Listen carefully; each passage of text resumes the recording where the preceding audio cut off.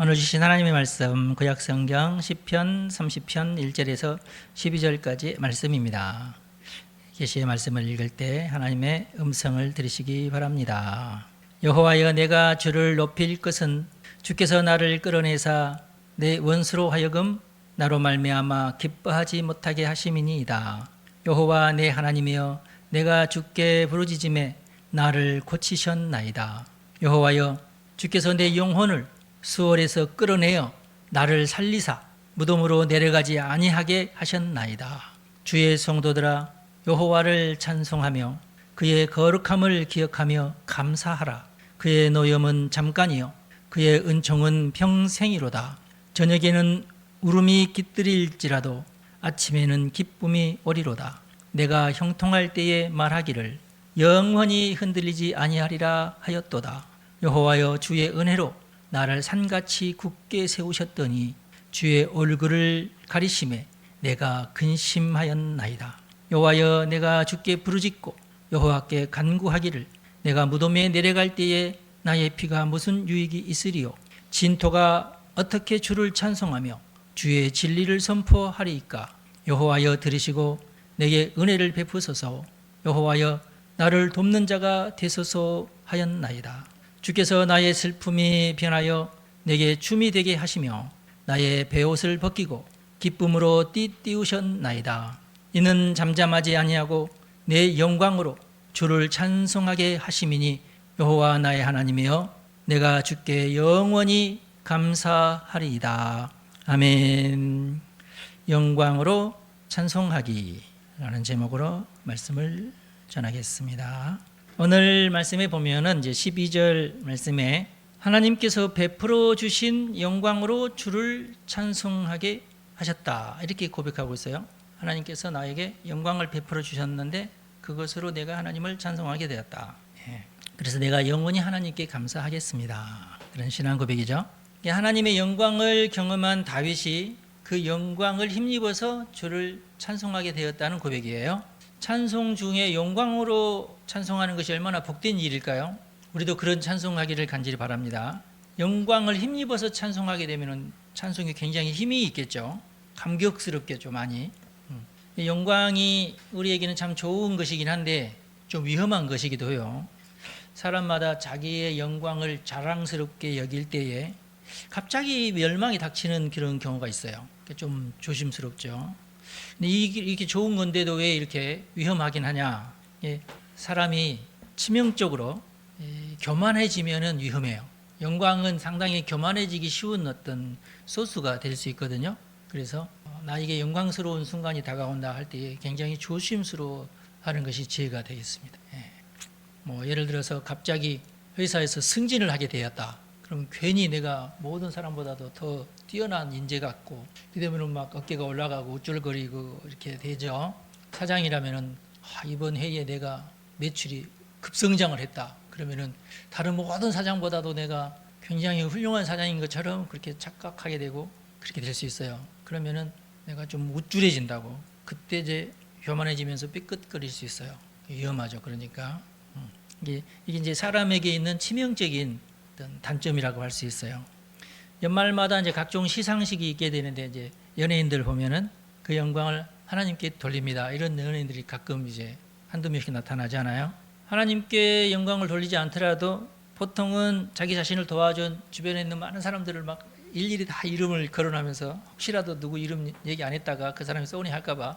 근데 듣는 우리로서는 좀 피곤한 일인데 하여튼 이름들을 막 줄줄줄줄 막 나열하고, 하여튼 자신을 도와준 사람들에게 영광을 같이 나누겠다는 그런 겸손한 거죠, 어떻게 보면. 그래서 많은 사람들한테 칭찬도 받고 하나님에게도 칭찬받고 그렇습니다. 근데 역사적으로 보면은 수많은 영웅들이 스스로를 높이면서 몰락해 갔다는 것도 잊지 말아야 됩니다. 이게 인간의 역사예요. 한때 다윗도 교만한 때가 있었어요. 자신의 일생을 돌아보니까 참 나만한 어떤 업적이 사실 없다. 맞는 말이긴 해요. 다윗만한 업적을 이룬 왕이 이스라엘 역사에 있었나요? 없단 말이에요. 골리앗을 죽인 것부터 시작해서 일약 스타가 됐죠. 여러 가지 많은 어려움이 있었지만 그 모든 어려움을 다 믿음으로 승리하고 결국에는 왕이 되고, 뒤돌아보니까 하나님의 은혜가 너무 참 고귀한데, 그래도 다른 사람이 아닌 자기가 이제 그것을 이루었다 생각하니까 자랑스럽겠죠. 그러다가 이제 이러저런 생각에 빠지다가 마침내는 내가 이 영광을 계속 유지하기 위해서 어떻게 해야 될까? 뭐 이렇게 결론이 났겠죠. 그러다 보면은 더 강력한 군사력이 필요해. 군대가 더 강력해져야 되겠어. 이게 이제 어떻게 보면은 단순하고 필수적인 그런 어떤 결론이죠. 나라가 계속해서 영광스러운 나라가 되려면 외적의 침입으로부터 안전해야 되잖아요. 그게 첫 번째 왕이 힘써야 될 가장 중요한 과업이기도 하고, 그래서 어느 날은 그러면은 내가 전체 우리나라에서 동원할 수 있는 군사력의 수준이 어느 정도인지 내가 빨리 파악을 하고 있어야 된다. 당시로서는 성인 남성들이 이제 곧 군사력을 의미했어요. 숫자가 많을수록 군사력이 컸던 거죠. 그러니까 지금이야 뭐 다르죠. 어떤 무기를 가지고 있느냐에 따라서 달라지고, 핵을 가지고 있느냐 그렇지 않느냐에 따라서 핵을 쓰지는 않지만 그걸 가지고 있으면은 공격을 못 하잖아요. 당시로서는 군인으로 나갈 수 있는 인구가 몇 명이냐, 이게 그 나라의 군사력이었어요. 다른 거 없잖아요. 근데 우리 하나님께서는 다르게 생각하시죠. 10만 군대보다도 하나님의 지혜 하나가 제일 중요하죠. 성경에 보면 그렇잖아요. 하나님은 배워 다닌 것 가지고도 심지어 나병 환자의 발자국 소리만으로도 90만의 대군을 물리치시는 하나님이시니까 하나님의 이 지혜는 아무도 따라갈 수가 없죠. 모든 군사력보다도 더 위대한 것이 하나님의 지혜니까, 하나님의 전능하심이니까. 다윗이 그걸 믿어야 되는데, 그걸 더 끝까지 믿어야 되는데, 제가 보니까 하나님께서 살며시 이놈 어쩐가 보자 하고 하나님의 은총을 싹 바람 빠지듯이 뺐어요. 그랬더니 금방 다윗도 교만해져 가지고 이런 엉뚱한 짓을 하기 시작했어요. 요압에게 명령을 내렸어요. 온 나라 다 돌아다니면서 인구 조사를 해라. 그리고 스스로 내 영토 안에 내 백성들이 동원할 수 있는 군사력이 어느 정도인지 내가 알고 있어야 되는데, 뭐 당연한 얘기인데, 그런데 그게 어떻게 보면은 당연하기도 하지만은 약간 교만스러운 그런 마음이 앞섰어요. 하나님이 잘 알고 있죠, 그런 것을. 그러면서 이제 혼자 마음속으로 만약에 몇십만이면은 내가 이런 일도 할 수 있고, 그러면은 내가 어디를 또 쳐들어가서 이렇게 돼요. 왕이 되어서 군사력이 많으면은 대부분의 왕들이 그렇습니다. 이거 가지고 이렇게 하면은 전하라도 내가 먹을 수 있겠다, 이런 어떤 이상한 생각들. 모든 왕들은 다 그렇게 생각하죠. 그리고 뭐 하나님이 내 편이시니까 뭐 그런 것도 있었을 거 아니에요, 다윗에게. 그러니까 나로서는 정말 더 위대한 왕이 될 수 있다, 이렇게 생각했을지도 몰라요. 콧대가 높아질 대로 높아진 거죠. 그러나 우리 하나님께서는 다윗의 그런 모습을 가만히 보시고 이제는 심판할 때가 되었구나, 이렇게 느끼셨어요. 다윗도 심판의 대상이 된 거예요. 그래서 그동안 묵혀두었던 저주를 쏟아부을 때가 됐구나. 다윗이 겸손했을 때는 하나님도 그래, 굳이 내가 지금 이 순간 벌을 내릴 것 없이 나중에 이거 모아놨다가 저축해놨다가 나중에 필요할 때 써야 되겠다 하고 있는데, 다윗이 조금 교만했을 때 이제 내가 이 저주를 쏟아부을 때가 입이 됐다. 다윗이 겸손했을 때는 내가 차일피일 미뤘지만은, 왕이 교만하다면은 이건 좀 심각하죠. 이거 교만한 걸 그대로 방치했다가는 더 큰 문제가 나니까. 교만한 왕에게는 아첨하는 무리가 반드시 있게 마련입니다. 그러면 어떻게 될까요? 아첨으로 인해서 교만 중독증에 빠집니다. 예를 들어서 여러분들이 갑자기 유명해져 가지고 어머 너무 좋아요, 너무 멋있어요, 어쩌면 그렇게 잘해요, 그러면은 그 사람이 내일 또 그 말을 해줘야 되는데 내일은 그러면 않잖아요. 그러면 괜히 마음이 허전해지면서 누군가 또 나한테, 근데 어떤 사람이 또 나타나가지고 너무 고마워요, 내가 감동 먹었어요, 뭐 이렇게 해주면은 뭐 하면서 또 이제 그 아첨에 중독이 되는 거예요. 그때까지는 좋은데 이걸로 됐다 해야 되는데, 그 다음 날 또 그걸 또 기다려, 누군가 오늘 나를 칭찬하는 사람 없나, 이렇게 되는 거야. 사람들은 한 번 칭찬했으면 됐지 뭘 또 그 다음날 또 가서 해요? 안 그렇잖아요. 그래서 아첨꾼들이 생긴 눈치를 보면서 지금 왕이 지금 또 아첨을 지금 원하고 있구나. 그래서 왕이시여 이렇게 하면서 이런 교만 중독증. 그러다 보면은 이제 제어할 수 없는 폭군이 되어가는 거야. 이제 성격도 삐뚤어지면서, 그리고 뭔가 나에게 충언을 하거나 왕이시여 이건 이렇게 하는 게 좋습니다, 잘난 척 하기는, 이러면서 충신들 정말 꼭 그 받아들여야 될 의견을 얘기하는데 꼭 저놈은 나를 칭찬할 생각을 안 하고 꼭 이래야 된다 저래야 된다. 지가 더 잘난 것 같아. 내가 왕인데 지가 더 잘난 것 같아. 그러면은 이상하게 표현을 안 해도 그 사람을 국정에서 배제시키고 아첨하는 무리들에게 둘러싸일 수밖에 없어요. 왕은요, 그래서 교만해지면 치명적인 병에 걸립니다. 세상의 모든 왕들이 다 그랬어요. 뭐 꼭 왕만이 아니라 모든 사람이 다 그렇습니다. 칭찬은 그거 무서운 거예요. 그래서 다윗을 사랑하신 우리 하나님은 냉엄한 판단을 하셨고 이참에 온 백성들도 타작을 해서 알곡과 쭉정이를 좀 나눠야 되겠다. 이렇게 하나님께서 마음을 먹으셨어요. 인구 조사를 다 마치고 이제 보고를 딱 받은 다음에 전체 동원할 수 있는 군사력이 130만인가 뭐 그 정도였어요. 대단하죠. 그런데 어느 날 아침에 눈을 뜨고 다윗이 깨달았어요. 아, 내가 잘못했구나. 아, 내가 그동안 너무 건방졌구나. 내가 너무 교만했구나. 이제 다윗이 영적인 사람이라서 그걸 깨달은 거예요. 아마 하나님께서 어떤 꿈으로 어떤 계시를 하셨나, 어떤 그런 내용은 성경에 나오진 않지만 우리가 짐작을 그렇게 해볼 수 있어요. 그러면서 그는 하나님 앞에 엎드려서 회개하면서 용서를 구했습니다. 근데 오늘 본문 말씀에 보면은 그가 심각한 병에 또 걸리게 되었다는 내용이 나와요. 아마 병 때문에라도 그가 빨리 깨달았을지 몰라요. 네. 그러자 하나님은 옳지, 다윗이 깨닫기 시작하는구나.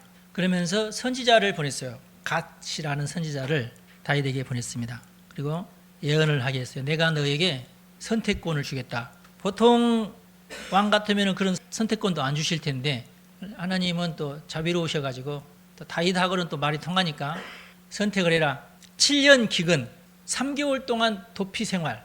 자기가 10년 넘게 도피 생활을 해봤기 때문에 도피 생활이 얼마나 참 피곤하고 서러운지는 잘 알고 있을 거예요. 근데 10년은 아니고 한 3개월. 근데 하나님 내가 이 나이에 또 도피 생활을 해야 됩니까? 이건 이제 고통스러운 거예요. 아, 이건 도저히. 그러면은 3일간 전염병. 오케이. 제일 빠른 게 좋아. 7년이니 3개월이니 한 3일이 좋아. 아, 그러면 3일간의 전염병을 내가 선택하겠습니다. 근데 다 똑같은데 기간만 짧다는 건데 짧은 기간 동안에 수없이 많은 사람이 죽을 텐데. 그렇죠? 예. 근데 하여튼 다윗이 전염병을 선택을 했어요. 그래서 그로부터 3일 동안 전염병이 전국을 쫙 이제 휩쓸게 될 테인데 첫째 날 하루 만에 7만 명이 죽었어요. 7만 명이. 코비드보다 훨씬 더 강력한. 그리고 첫째 날 저녁 소제를 드릴 때쯤, 그러니까 그 해가 뉘엿뉘엿 이제 넘어가려고 할 때에 이제 예루살렘의 재앙을 베풀기 위해서 하나님의 천사가 아라우나의 타작 마당에 다 섰습니다. 지금 이 순간은 이제 또 이제 예루살렘 차례야 하면서 이제 전염병을 퍼뜨리려고 하는데 해필 그 천사가 선 곳이 어디냐면 아라우나의 타작 마당입니다. 이건 이제 예루살렘 북쪽에 있는 타작 마당인데 타작 마당이 뭐죠? 추수하고 타작을 할 때에 사용하는 마당을 말하는 거예요. 그 동네에 있는 모든 사람들이 거기서 타작을 했는지 어쩐지 잘 모르겠는데 하여튼 아라우나가 그 넓은 공터인데 거기다가 뭐 타작하는 어떤 그런 어떤 시설들을 마련해놨나 하여튼 그렇게 하면서 A씨네 집에서 타작하고 나서 얼마 주라고 그러면서 그런 사업을 했는가는 잘 모르겠는데 하여튼 성경으로는 그냥 아라우나의 타작마당. 예. 근데 이 아라우나의 타작마당은 과거에 아브라함이 이삭을 제물로 바치려고 했던 바로 그 현장이에요. 그런데 하나님께서 갑자기 그 순간 아브라함의 언약이 생각이 났어요. 하나님이 아브라함을 통해서 이삭을 바쳐라. 내가 얘기하는 모리아산, 거기가 이제 아라우나의 타작마당이거든요. 모리아산 가운데 있는 그 좀 넓은 지역이.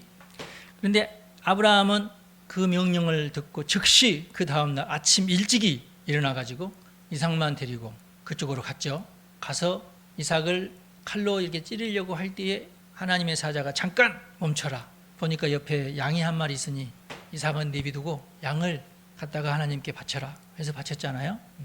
근데 이 사건이 어떤 사건이에요? 사실은 이삭 대신 양을 바치게 하는 이 사건이 이것은 나중에 예수 그리스도를 통한 대속적 죽음을 사건으로 예언한 것이죠. 아브라함아, 너는 이해를 해라. 네 아들을 네가 죽이려고 했지 않냐.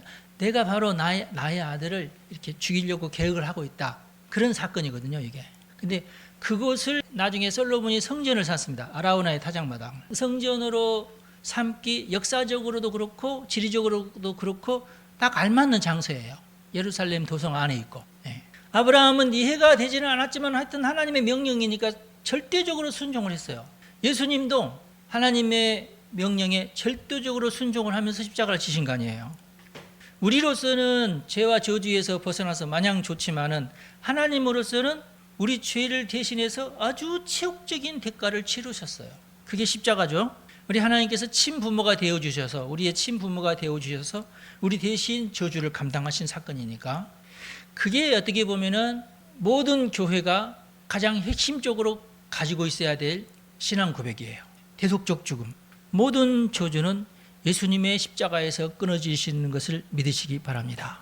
이것이 죄를 이기는 하나님의 사랑이에요. 사랑으로 죄를 이긴다. 우리가 이제 거저 얻은 구원만 강조하는데, 그래서 우리가 횡재다. 우리 그렇게 착각하기 쉬운데 예수님께서 우리를 대신해서 그 대가를 치렀다는 것을 우리가 절대로 잊어서는 안 됩니다. 근데 다윗으로서는 자기 개인의 죄 때문에 백성들이 7만 명이나 죽었구나. 얼마나 미안해요. 그렇죠? 미안하기 그지없죠. 다윗의 입장에서는. 그래서 하나님한테 간구를 했어요. 하나님, 더 이상 백성들을 죽이지 마시고 저의 집안에, 우리 조상들의 집안에, 자기 집안에 하나님께서 저주를 쏟아 부으셔서 우리 집안이 그 벌을 받게 해 주십시오. 그렇게 기도를 드리죠. 이제 왕으로서 마땅한 말이긴 해도 쉬운 말은 아니죠. 그러나 다윗으로서는 자기 때문에, 물론 그렇다고 해서 그 죽은 7만 명이 아무 죄도 없이 다윗 때문에 죽은 것은 아니에요. 모든 이스라엘 사람들이 그때 다 죽은 것도 아니고, 죽음의 사자가 지나간 것은 다 죽은 것이 아니라 하나님께서 죽일 만한 사람들만 골라 죽였겠죠. 물론 당연히. 그렇지만 다윗의 입장에서는 그래도 내가 왕으로서 내가 잘못했다, 이런 생각을 다윗도 가지고 있었던 거예요. 그러자 하나님이 선지자 갓에게 또 감동을 주셨어요. 그래서 갓이 곧바로 왕에게 가가지고, 왕이시여, 아라우나의 타작마당에서 지금 마침 또 소제를 드릴 시간이니까 하나님에게 제사를 드리는 것이 마땅한 줄 아랍니다. 그래서 맞다, 우리가 지금 저 죽음의 천사가 서 있던 그곳에서 제사를 지내는 게 낫겠다. 그리고 빨리 아라우나를 불러라. 아라우나를 불러가지고 우리가 저기서 제사를 드릴 테니데 네가 이 땅을 나한테 팔아라.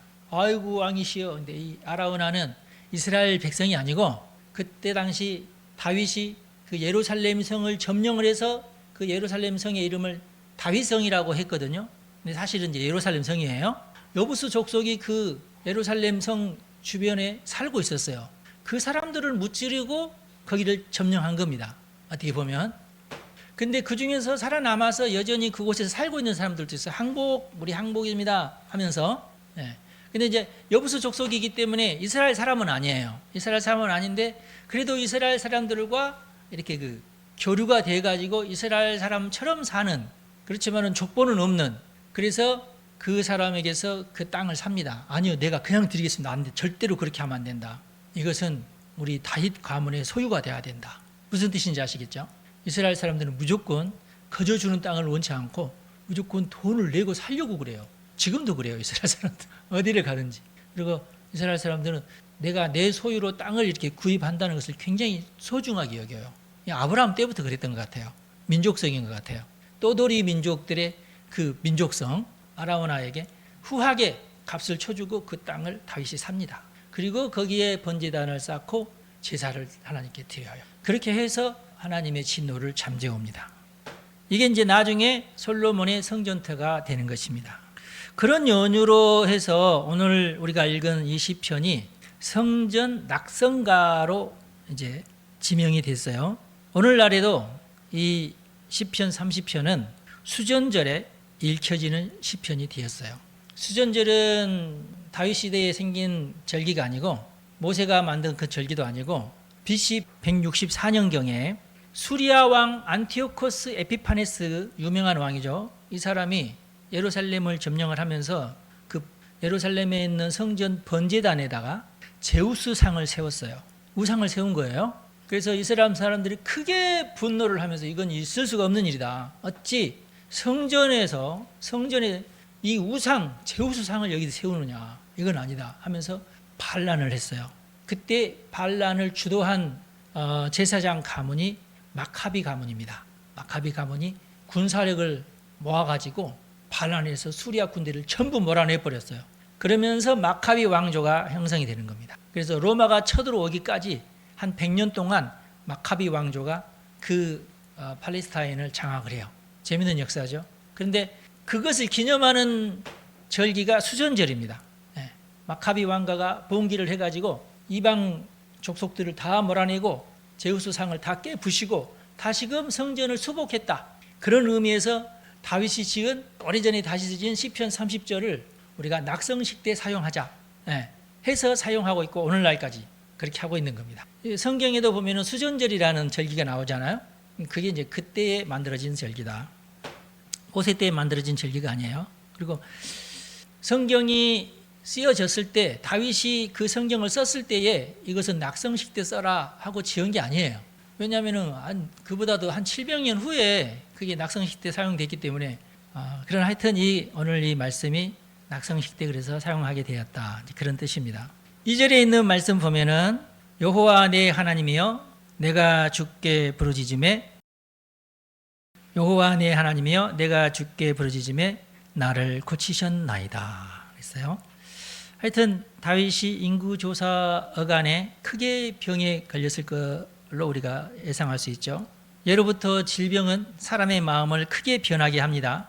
마음뿐만 아니라 생각도 변하게 하고 생활 습관도 바뀌게 하고 태도도 바뀌게 하고 가치관까지 재정립하게 만드는 것이 질병이에요. 질병이 그렇습니다. 이 질병 때문에 사람의 인생의 향로가 바뀌기도 하고 그래요. 제가 며칠 전에 70대 노인 카톨릭 신자더라고요. 보니까 SM3를 그분에게 팔게 됐는데 그분이 내가 묻지도 않은 말을 막 이렇게 하는데 내가 이제 목사라는 것을 알고 나서 제가요 몇 년 전에요 아주 큰 병에 걸렸는데요 4가지 병이 한꺼번에 왔습니다. 폐암도 걸리고요 이것도 걸리고요 저것도 막 그러는데 과거에 이분이 GS전자 금성 그때부터 전자기계를 설계하는 부장으로 오래도록 근무를 했대요. 전자기계 설계 다 어떤 제품마다 전자기계가 다 들어가잖아요. 그것을 설계 담당이었어요.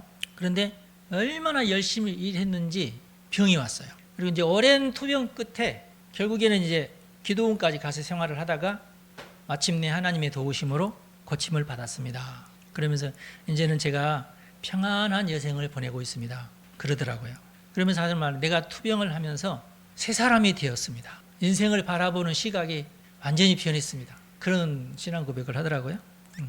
모든 습관이나 가치관 이것까지 다 변하고 이제는 내가 옛날처럼 그렇게 아등바등 살지 않는다고.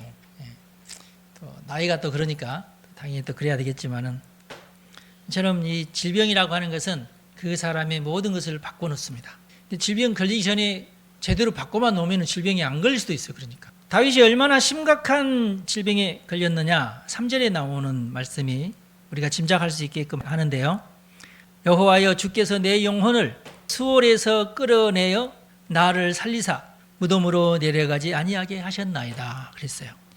자, 수월 지금으로 만약에 따진다면 비슷한 말이 지옥 이런 비슷한 말이 있는데 무덤으로 내려가지 아니하게 하셨나이다. 무덤으로 내려가는 것이 이제 수월에 내가 빠지게 된다. 그렇게 옛날 사람들은 구약 성경에 있는 사람들은 생각을 했거든요. 그러니까 다윗의 투병 생활이 마치 거의 내가 죽다 살아나는 정도의 병이었다. 보통 병은 아니죠. 그러니까 다 죽었을 뻔했는데 내가 살아났다. 그런 고백입니다. 주의 성도들아 여호와를 찬송하며 그의 거룩함을 기억하며 감사하라. 거기서 죽다 살아나서 하나님께 감사하는 마음으로 여호와를 찬송해라. 그의 거룩함을 기억해라. 그리고 그것 때문에 우리는 감사해야 된다. 하나님은 우리와 생각이 다르시다. 거룩하다는 말은 하나님과 나하고는 내가 뛰어넘을 수 없는 그런 차이가 있다. 우리 판단하고 하나님의 판단 너무 다르다. 당연히 우리가 하나님을 이해할 수 없는 부분이 너무 많죠. 그것까지 다 감안해서 우리가 하나님 앞에 거룩하신 하나님 앞에 어떻게 해야 될지 우리가 잠잠히 겸손하게 생각을 해라. 이 말씀의 핵심적인 의미는 뭐겠어요? 하나님 앞에서 겸손해라. 제발 겸손해야 된다. 건방지지 마라. 방자하게 행동하거나 건방진 생각하지 말고 공손해라. 하나님 앞에서 공손해라. 그리고 하나님의 말씀에 순종해라. 그리고 감사해라. 그거밖에 뭐가 있어요? 우리가 하나님하고 막 논쟁할 수도 없잖아요. 수준 차이가 너무 나는데 모든 걸 다 아시는 분이고 나는 나밖에 모르는데 나에게 말을 걸어주시는 것 자체가 너무 황송한 일이죠. 그냥 우리가 그렇게 살아야 됩니다. 그 다음에 어떻게 고백하고 있어요? 5절의 말씀에 보니까 그의 노염은 잠깐이요 그의 은총은 평생이로다. 저녁에는 울음이 깃들일지라도 아침에는 기쁨이 오리로다. 사랑이 많으신 하나님께도 노여움은 있어요. 구약 성경에 보면은 하나님의 노여움이 그렇게 많습니다. 특별히 예언서 보면. 근데 우리 하나님의 노여움은 정의를 향한 노여움이에요. 정의. 죄악을 벌하시는 노여움. 하나님은 교만한 자의 그 교만을 꺾으시는 분이시고, 탐심이 있는 자, 탐심 때문에 막 생각이 더러워지고 생각이 삐뚤어진 자에게는 하나님께서 은총을 베푸시지 않잖아요. 원망하는 자, 비판하는 자들에게는 하나님께서 자비를 베푸시지 않지 않습니까? 그렇지만 회개하는 자, 자신의 잘못을 깨닫는 자, 하나님 앞에 겸손한 자에게는 하나님께서 항상 은총을 베푸십니다. 그게 이제 구약 성경에서 우리에게 가르쳐 주신 핵심적인 어떤 가치죠. 6절은 이제 자신의 이제 신앙 간증이에요. 내가 형통할 때에 말하기를 영원히 흔들리지 아니하리라 하였도다. 참 나만한 믿음이 어디 있어? 나는 어느 누구보다도 강한 믿음의 소유자야. 근데 이것도 약간 교만스러워요. 카페에 오는 어떤 어르신이 있으신데 70이 넘으셨는데 저한테도 와가지고 목사님 로마서 8장 말씀을 외우십니까? 근데 외우지는 않잖아요. 아니요, 목사님 로마서 8장 말씀을 외우십시오. 만약 그러면 제가 큰 상금을 드릴 테니까 외우시라는 거예요. 그래서 내가 그래서 속으로 장로가 목사한테 할 소리는 아닌 것 같소. 이게 뭐 초등학교 애들에게 하듯이 이렇게. 나중에 그 부인 되시는 권사님이 와서 하시는 말씀이 죄송합니다 목사님, 교통사고가 나가지고요 이 뇌를 대뇌 여기를 조금 수술을 해가지고 잘라냈대요. 그러니까 이성적인 판단을 못하는 거야. 그때부터 네. 정신병원에 들어갔다가 나왔지 않았나 싶은 느낌이 들었어요. 그러면서 조금 양선해졌더라고. 네. 영적으로도 교만할 수 있어요. 정말 믿음이 좋다고 하고 막 내가 성경 말씀으로 쪼쪼쪼금 이거 다 외워야 돼 뭐 이러는 것도 어떻게 보면은 약간 교만일 수 있다. 하나님 앞에 건방진. 근데 그때 내가 그랬었다. 믿음은 내가 최고지 하는 그런 마음이 다윗에게 있었지 않나. 나는 영원히 흔들리지 않으리라. 그런데 하나님께서 이놈 봐라 하면서 은총을 살짝 뺐죠. 7절의 말씀에 보면은 뭐라고 말씀하셨냐면 여호와여 주의 은혜로 나를 산같이 굳게 세우셨더니 주의 얼굴을 가리심에 내가 근심하였나이다 그랬어요. 하나님께서 얼굴을 살짝 가리셨다. 하나님께서 숨바꼭질을 하기 시작하셨다. 항상 내 옆에 계시는 줄 알았는데 왠지 어디 숨어버리셨어. 어디 계시지? 시간이 좀 지나면 그 전에는 하루에 12마디 막 얘기했는데 어느 날은 한 10마디, 그 다음 날은 한 9마디, 한 몇 달이 지나서 하루에 한 마디씩 정도, 더 시간이 지나니까 3일에 한 마디 정도 이렇게 하나님께서 나에게 얼굴을 가리셨다. 하나님이 그러실 수 있어요. 여러분들 그때는 여러분들이 빨리 눈치를 채야 돼요. 아, 내가 이러다가 시험에 들겠다. 하나님이 나의 진면목을 보시려고 나에게서 성령의 바람을 살며시 빼시고 계시는구나.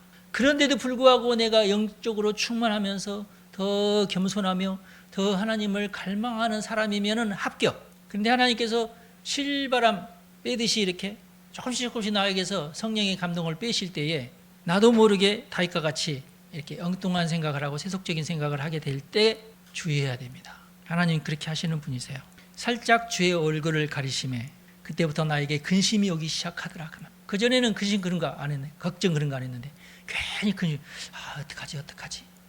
야, 너 빨리 가서 군인들이 몇 명이나 동원될 수 있는지 좀 알아봐라. 아니 왜 그러셔요? 아니야, 저기 빨리 가서 알아봐. 이랬던 것들이 다 이제 그 원인이에요. 하나님만 의지하고 하나님이 모든 것을 다 해결해 주셨는데 약간 이제 그런 것이 사라지니까 근심 걱정이 생기는 거야. 어떡하지? 우리 애들 보니까 아직 왕감은 없는데 어떡하지? 뭐 이런 것들. 자동차 타이어 바람 빠지듯이 오래도록 무심한 세월 동안 하나님으로부터 멀어지는 순간이 있어요. 바로 그 순간이 마귀가 미혹하는 순간이 되는 겁니다. 다윗은 그 순간을 내가 근심하기 시작한 순간이라고 고백하고 있어요. 전에 없던 근심이 나를 감싸할 때 내 자식들에게 화가 닥치면 어떡하지? 내가 이러다 병 걸리면 어떡하지? 외적이 쳐들어오면 어떡하지? 재물을 더 쌓아둬야 되겠는데? 성벽을 더 보수해야 되지 않겠나? 여러 가지 걱정이 막 앞서요. 그렇지, 이럴 땐 이렇게 해야지. 그러면서 자기 계획이 나오는, 하나님의 계획이 아니라 자기 계획이 나오는 거예요. 여러분 다 그래요. 인생이 다 그래요. 내가 직장에서 무슨 일이 생기면 어떡하지? 말씀으로 창고가 지금 얼마밖에 없는데 보험이라도 들어야 되는데 하나님을 제쳐두고 내가 앞서기 시작합니다. 그러면서 병도 오고 교만도 오고 교만 중독증에 빠지게 되고 그렇게 되는 거예요. 영육이 피폐해지게 되는 거죠. 그러자 이제 다윗이 그걸 깨달았죠. 내가 이래서는 안 된다. 내가 다시금 하나님한테 부르짖어야 되겠다. 여호와여, 내가 주께 부르짖고 여호와께 간구하기를, 내가 무덤에 내려갈 때에 나의 피가 무슨 유익이 있겠습니까? 하나님에게 무슨 유익이 있겠어요? 내가 죽는다는 것은 하나님에게도 무익하지 않습니까? 이제 딜을 하기 시작하죠.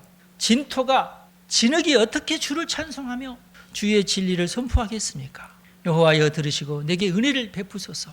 여호와여 나를 돕는 자가 되소서 하였나이다. 간절하게 하나님한테 매달리면서 하나님 나를 도와주십시오. 내가 다시금 겸손하겠습니다. 그랬더니 하나님께서 아라우나의 타작마당을 통해서 자신을 회복시켜 주셨다. 주께서 나의 슬픔을 편하여 내게 춤이 되게 하시며 나의 베옷을 벗기고 기쁨으로 띄우셨나이다. 이는 잠잠하지 아니하고 내 영광으로 주를 찬송하게 하심이니 여호와 나의 하나님이여 내가 주께 영원히 감사하리이다. 그랬어요. 다윗이 겸손한 마음으로 예전과 같이 하나님께 부르짖는 자가 되었을 때에 하나님께서 다시금 은혜를 회복시켜 주셨다. 그래서 병에서 나를 건져주시고 나를 다시 한번 구원해 주셨다. 그리고 아라우나의 타작마당을 통해서 나를 만나 주셨다. 하나님께서 다윗에게 영광을 비춰주신 거죠. 예비된 약속된 재앙을 3분의 1로 줄여주시고 그러면서 성전을 지어서 누구든지 이곳에서 하나님을 만날 수 있도록 해야 되겠다. 그런 마음을 굳게 하죠, 다윗이. 그러면서 성전 건축 준비를 막 열심히 하고 그러다가 하나님께서 아니야 너는 아니야 할 때 그러면은 솔로몬을 위해서라도 내가 성전 건축의 물자를 다 내가 준비해야 되겠다. 그런 열정으로 살다가 하나님의 부르심을 받잖아요. 오늘 12절 말씀이 이제 핵심적인 말씀인데 내가 영광으로 주를 찬송하게 하셨구나. 이게 다윗의 고백이에요. 그러면서 영원한 하나님께 나는 감사하리로다. 영원히 내가 하나님한테 감사하겠다. 다윗은 자신에게 베풀어 주신 영광으로 하나님께 찬양하는 기쁨을 누렸어요. 그래서 찬양하는 사람들이 가장 사모해야 될 구절이 바로 이 12절 구절이 아닌가 생각이 돼요. 하나님의 영광이 내게 임해서 하나님을 찬양하게 되면은 그것만큼 기쁜 일이 세상에 또 어디 있을까? 여러분 이걸 사모해야 돼요. 우리 모두 이것을 사모해야 됩니다. 하나님의 영광이 내게 임해서 내가 기쁨으로 하나님을 찬양하는 것, 우리가 이것을 사모하고 또 그것을 갈망하고 기도하는 그런 성도가 되시기를 간절히 바랍니다. 기도하겠습니다. 하나님, 우리도 다윗같이 하나님의 영광에 동참하기를 원합니다. 우리를 구원하시는 주님, 우리를 사망의 음침한 골짜기에서 건져주시는 주님, 교만한 마음을 버리고 이 시간 주를 바라봅니다. 세속을 버리고 주의 성전을 사모합니다. 우리도 주의 성전에서 영원토록 하나님을 찬양하게 하시고 감사가 넘치는 삶을 살게 도와주옵소서. 우리 주 예수님의 이름으로 축복하며 기도합니다. 아멘. 여러분 축복합니다.